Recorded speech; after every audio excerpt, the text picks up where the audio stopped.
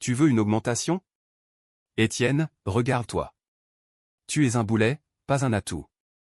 Natacha ne s'est pas contentée de le dire, elle a ri. Un son aigu et perçant qui a rebondi sur les murs en béton ciré de son bureau pour venir me frapper droit en pleine poitrine. Ce n'était pas un petit rire, c'était une hilarité totale, comme si je venais de raconter la blague la plus drôle du monde. Je suis sérieux, ai-je dit, la voix plus serrée que je ne l'aurais voulu. J'ai rationalisé toute l'architecture du back-end. J'ai fait économiser 4 millions d'euros à cette entreprise en coût de serveur rien que ce trimestre. Je n'ai pas eu de réajustement salarial depuis 4 ans. Natacha a soupiré, faisant tournoyer un stylo entre ses doigts manucurés. Elle avait 32 ans, c'était la fille d'un partenaire de golf du fondateur, et elle était PDG de Stratus Systems depuis exactement 6 mois. En ce laps de temps, elle avait réussi à se mettre à dos la moitié du personnel et à remplacer le café gratuit de la salle de pause par un distributeur automatique qui facturait 3 € la bouteille d'eau. Étienne, soyons réalistes, a-t-elle dit en lâchant le stylo. Il a claqué bruyamment sur le bureau en verre. Tu as 52 ans. Tu tapes à 2 doigts quand tu penses que personne ne regarde. Tu utilises les emails comme s'il s'agissait d'une religion. Mon neveu pourrait écrire le code que tu écris dans son sommeil, et il a 12 ans. Mes mains se sont crispées en poings le long de mon corps. J'étais chez Stratus depuis 19 ans. 19 ans? J'étais là quand le bureau n'était qu'un garage à Saclay sans climatisation. J'étais là quand nous ne pouvions pas payer les salaires en 2009, et j'avais accepté une baisse de salaire volontaire pour que les jeunes développeurs n'aient pas à être licenciés. Ton neveu n'a pas conçu le protocole de redondance à cet niveau qui a empêché le système de planter pendant le pic du Black Friday, ai-je rétorqué. De l'histoire ancienne, a balayé Natacha d'un geste de la main. Nous pivotons vers des microservices pilotés par l'IA. Nous avons besoin d'agilité, de rapidité, de jeunesse. Tu es un meuble coûteux, Étienne. Confortable, certes, mais tu prends de la place. Elle s'est penchée en avant, ses yeux étaient froids. Voici l'offre. Tu gardes ton salaire actuel, mais nous te mutons à l'équipe de maintenance des systèmes hérités. Au sous-sol. Fini les réunions clients, fini les décisions architecturales. Tu maintiens les lumières allumées jusqu'à ce que tu décides de prendre ta retraite. À prendre ou à laisser. Et si je pars? Elle a ri de nouveau, ce même son moqueur. Si tu pars, vas-y. Je peux te remplacer en 1 semaine. Bon sang, je peux probablement te remplacer par un script d'ici vendredi. Je suis resté là pendant un long moment. Le bourdonnement de la salle des serveurs au bout du couloir, ces serveurs que j'avais personnellement configurés, optimisés et choyés pendant les jours fériés et les anniversaires, vibraient à travers le sol. 1 semaine, ai-je répété. Peut-être moins. Elle a souri en coin. Ne laisse pas la porte te cogner en sortant, grand-père. C'est à ce moment-là. À cette seconde précise. Ce n'était pas du chagrin. Ce n'était pas de la tristesse. C'était un déclic froid et net dans mon cerveau, comme un disjoncteur qui saute. Je n'ai pas crié. Je n'ai pas renversé la table. Je ne lui ai pas donné la satisfaction de me voir transpirer. J'ai juste hoché la tête, ramassé mon dossier contenant le rapport trimestriel prouvant que j'étais l'ingénieur le plus productif de toute la division, et je me suis retourné. Entendu, ai-je dit. Bien, a-t-elle lancé alors que j'atteignais la porte. Et Étienne, essaie de sourire un peu. On dirait que tu es à un enterrement. C'était le cas, mais ce n'était pas le mien. Je suis retourné à mon bureau. Ce n'était plus vraiment un bureau. Il l'avait supprimé il y a 2 ans pour faire place à une cabine de méditation que personne n'utilisait. Maintenant, j'étais assis dans l'open space, entouré de gamins en sweat à capuche qui portaient des casques à réduction de bruit et communiquaient exclusivement par mème. Mon téléphone a vibré. Un message de ma femme, Sarah. Encore des médicaments génériques ce mois-ci? La pharmacie dit que le ticket modérateur a augmenté. Je t'aime. Mon estomac s'est noué. Sarah souffre d'une maladie auto-immune. Pas mortelle si elle est bien gérée, mais coûteuse à mourir. Les mutuelles fournies par Stratus étaient devenues pires chaque année, les franchises plus élevées. Nous saignons financièrement. Mon fils, Léo, entrait en école d'ingénieur à la rentrée. Les frais de scolarité étaient de 48 000 € par an. J'avais besoin de cette augmentation. J'en avais désespérément besoin. Mais Natacha pensait que j'étais un meuble coûteux.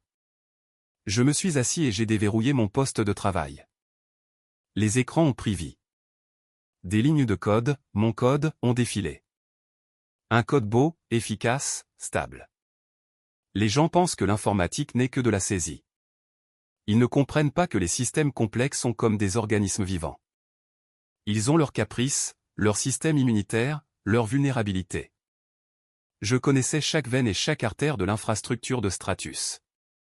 Je savais où les corps étaient enterrés parce que c'est moi qui avais creusé les tombes. Et je me suis souvenu d'autre chose, quelque chose de vital.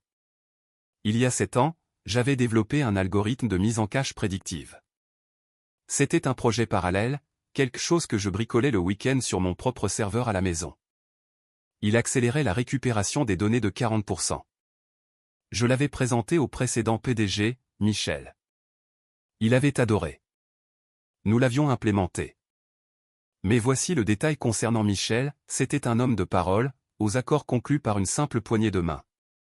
Nous n'avons jamais signé de transfert formel de propriété intellectuelle. Je n'ai jamais signé d'acte de cession d'invention pour ce morceau de code parce qu'il a été développé à 100% sur mon propre matériel, sur mon temps libre, avant même qu'il ne soit touché par les serveurs de l'entreprise. Techniquement, légalement, et à tous égards, cet algorithme m'appartenait. C'était le moteur qui faisait tourner toute leur plateforme de trading haute fréquence. J'ai ouvert une fenêtre de terminal. Mon cœur tambourinait contre mes côtes, mais mes mains étaient stables. Je n'allais rien supprimer. C'est illégal. C'est du travail d'amateur. Non. J'allais faire quelque chose de bien pire. J'allais partir, et j'allais emporter mes jouets avec moi. Mais d'abord, il me fallait une stratégie de sortie. J'ai ouvert LinkedIn. Je ne l'avais pas mis à jour depuis 3 ans. J'ai tapé un nom, Mark Thorne. Mark était le directeur technique d'Omnitech, notre plus gros et plus féroce concurrent. Il avait essayé de me débaucher il y a 5 ans, mais j'étais resté par loyauté. Loyauté? Mon Dieu, ce mot avait le goût de la cendre dans ma bouche maintenant. J'ai envoyé un message direct. Tu cherches toujours un architecte en chef? Il faut qu'on parle. Aujourd'hui. La réponse est arrivée en 3 minutes. Un dîner? 19h le capital grille. Viens avec de l'appétit. J'ai passé le reste de l'après-midi à tout documenter. Pas pour Stratus, pour moi. J'ai téléchargé mes journaux de commit originaux depuis mon J-Hub privé, horodaté depuis 2018. J'ai enregistré les emails où je précisais explicitement à Michel qu'il s'agissait d'une propriété intellectuelle personnelle que je concédais sous licence à l'entreprise pour des tests. J'ai rassemblé les preuves démontrant que le moteur de vitesse de Stratus était en réalité le projet du week-end d'Étienne Miller. À 17h, j'ai fait mon sac. J'ai pris la photo de Sarah et Léo. J'ai pris mon agrafeuse porte-bonheur. J'ai pris ma tasse. Tu pars tôt, le vieux? Jason, un jeune développeur de 24 ans, m'a lancé un sourire narquois par-dessus ses 2 écrans. Ne te casse pas une hanche en allant à la voiture. Bon week-end, Jason, ai-je dit, ma voix étrangement calme. Assure-toi de vérifier les répartiteurs de charge. Ils deviennent capricieux le vendredi. Ouais. Je sais faire mon travail. Il a levé les yeux au ciel. Il ne savait pas. Vraiment, il ne savait pas du tout. À 19h, j'étais assis en face de Mark Thorne. Mark ressemblait à un requin dans son costume sur mesure, mais il avait des yeux respectueux. 19 ans, a dit Mark en faisant tournoyer son whisky. Je pensais que tu mourrais à ce bureau, Étienne. Qu'est-ce qui a changé? Une nouvelle direction, ai-je dit. Natacha pense que l'expérience est un handicap. Elle m'a dit qu'elle pouvait me remplacer en une semaine. Mark a rejeté la tête en arrière et a ri. C'était un son profond et retentissant, très différent des railleries aiguës de Natacha.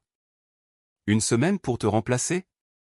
J'essaie de reproduire tes chiffres de latence depuis 3 ans, et je ne peux pas m'approcher à moins de 15%.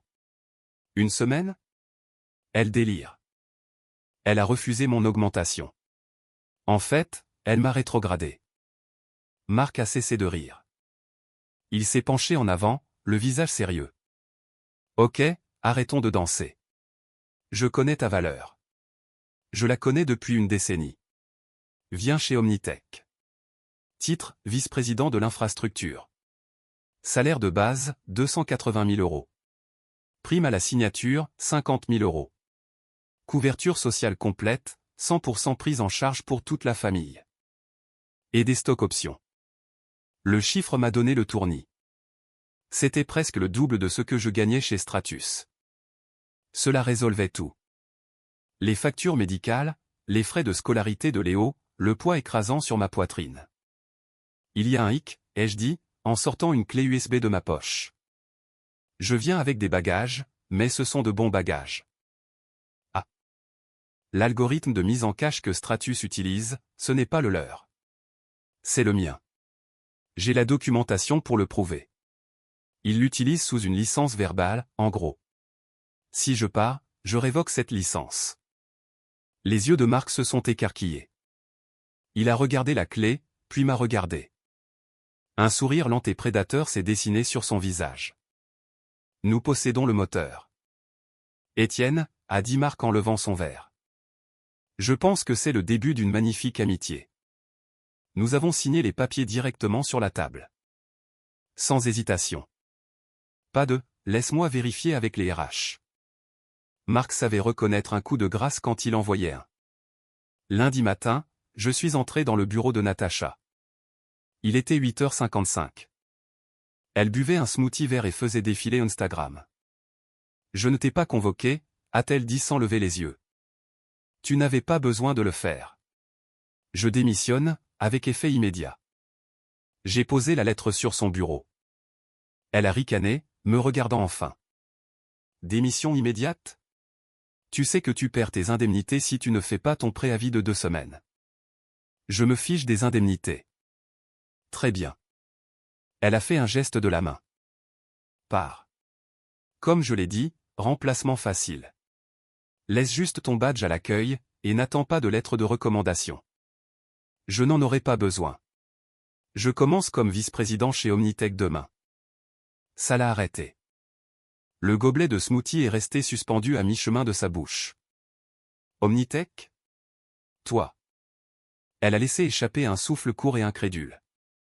Qu'est-ce qu'ils font ? Ils ouvrent un musée ? Ils améliorent leur infrastructure, ai-je dit. Oh, et Natacha, tu devrais demander à ton équipe juridique d'examiner les addendums de propriété intellectuelle concernant l'algorithme de mise en cache sur le cluster de trading principal. Tu vas recevoir une mise en demeure d'ici midi. De quoi tu parles ? Son front s'est plissé. Tout ce que tu as écrit nous appartient. Vérifie les dates, ai-je dit, en m'autorisant un petit sourire froid. Et vérifie le contrat de travail de 2005. Il excluait spécifiquement les projets personnels préexistants. Le moteur est à moi, et je l'emporte avec moi. Je suis sorti. Je n'ai pas regardé en arrière. Je n'ai pas dit au revoir à Jason ou aux autres gamins. Je suis juste sorti sous la lumière du soleil et j'ai respiré de l'air frais pour la première fois depuis des années. Le chaos n'a pas commencé immédiatement. Il a fallu environ 3 jours. J'étais en train de m'installer dans mon nouveau bureau chez Omnitech, un vrai bureau avec une porte et une vue sur la ville, quand mon téléphone a commencé à exploser. D'abord, c'était Jason. Mec, qu'est-ce que tu as fait ? La latence explose. Les serveurs rament. Des erreurs 404 partout. Puis, l'administrateur système, un brave type nommé Patel. Étienne, décroche s'il te plaît. On ne peut plus accéder au bloc de logique de base. Le système rejette les clés. Tu nous as bloqués ? Je ne les avais pas bloqués. J'avais simplement retiré les clés API de mon serveur personnel que l'algorithme appelait « maison ». Je n'hébergeais plus leur trafic gratuitement. Puis, les emails ont commencé. Alertes automatisées de Stratus System qui étaient toujours redirigées vers mon email personnel en guise de sauvegarde. Échec critique. Délai d'attente de la base de données.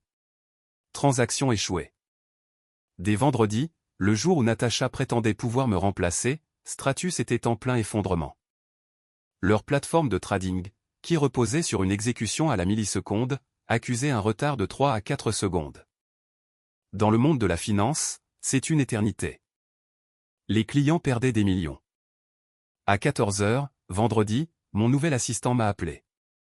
Monsieur Miller, il y a une Natacha Vance sur la ligne 1. Elle dit que c'est une urgence. J'ai regardé Marc, qui était assis sur mon canapé en train d'examiner des projections. Il a souri et a hoché la tête. Mets-la sur haut-parleur. J'ai appuyé sur le bouton. Ici Étienne. Étienne. Sa voix était aiguë, paniquée. L'arrogance avait disparu, remplacée par une terreur pure. Tu dois revenir tout de suite. Répare ça. Je ne peux pas faire ça, Natacha. Je ne travaille plus pour Stratus. C'est illégal. Tu nous as sabotés. Je vais te poursuivre en justice pour tout ce que tu possèdes. Oui, c'est vrai, ai-je dit, en me penchant dans mon fauteuil ergonomique, un Herman Miller, entièrement payé par Omnitech. Mes avocats ont envoyé la documentation il y a 3 jours. Ton équipe juridique l'a déjà examinée. Ils savent que j'ai raison. Vous utilisez ma propriété volée. Si vous voulez utiliser l'algorithme, vous devez obtenir une licence auprès d'Omnitech. Il y a eu un silence au bout du fil, un silence de respiration lourde. Combien, a-t-elle chuchoté. Nous ne vous accordons pas de licence, a ajouté Marc, sa voix douce comme de la soie. Nous le gardons en exclusivité. Avantage concurrentiel, tu sais? Qui est-ce, a aboyé Natacha. C'est mon patron, ai-je dit. Celui qui valorise l'expérience. Étienne, s'il te plaît. Sa voix a craqué. Nous perdons des clients. La Bank of America vient de menacer de rompre son contrat. Si nous ne réparons pas la latence d'ici lundi, nous sommes morts. Je peux te reprendre ton poste. L'augmentation, les 6% complets. J'ai ri. Ça a jailli de moi, fort et sincère. 6%? Natacha, je gagne le double de mon ancien salaire maintenant, et on me traite comme un être humain. Je ne reviendrai pas chez Stratus même si tu me donnais toute l'entreprise. Je virerai Jason, a-t-elle supplié. Je te donnerai le bureau d'angle. S'il te plaît, Étienne. Je vais perdre mon emploi. Tu as dit que tout le monde est remplaçable, lui ai-je rappelé. Tu te souviens? Je peux te remplacer en 1 semaine. Eh bien, ça fait 1 semaine. Comment ça se passe? Étienne. J'ai raccroché. Les retombées ont été spectaculaires. Sans l'avantage de la vitesse, Stratus ne pouvait pas rivaliser. Leurs plus gros clients sont partis vers Omnitech dans le mois qui a suivi car, surprise, surprise, nos systèmes étaient désormais 40% plus rapides que tous les autres. Stratus a essayé de colmater la brèche. Ils ont engagé une équipe de consultants coûteux pour réécrire le back-end. Cela leur a pris 4 mois et a coûté des millions. À ce moment-là, l'hémorragie était irréversible. Leur réputation était en ruine. 6 mois plus tard, je conduisais ma nouvelle Tesla, un cadeau à moi-même, pour aller chercher Léo à l'aéroport. Il était rentré pour les vacances, parlant de ses cours, l'air heureux. Les frais de scolarité étaient entièrement payés. Le traitement de Sarah était intégralement couvert par l'assurance platine fournie par Omnitech. Elle avait l'air en meilleure santé qu'elle ne l'avait été depuis des années. Je me suis arrêté à un feu rouge et j'ai jeté un coup d'œil au kiosque à journaux au coin de la rue. La couverture d'un magazine technologique a attiré mon attention. La chute de Stratus.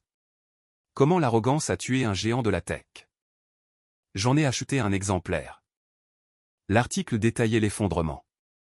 Le conseil d'administration avait viré Natacha 3 mois après mon départ. Stratus était en cours de démantèlement, vendu pièce par pièce. Omnitech a racheté leur liste de clients pour quelques centimes. Mais le meilleur passage, le tout dernier paragraphe, il mentionnait que Natacha Vance faisait actuellement face à des poursuites judiciaires de la part d'actionnaires pour négligence grave. Elle avait été mise sur liste noire des postes de direction dans la vallée. La dernière rumeur était qu'elle gérait une agence de location de voitures à Sacramento.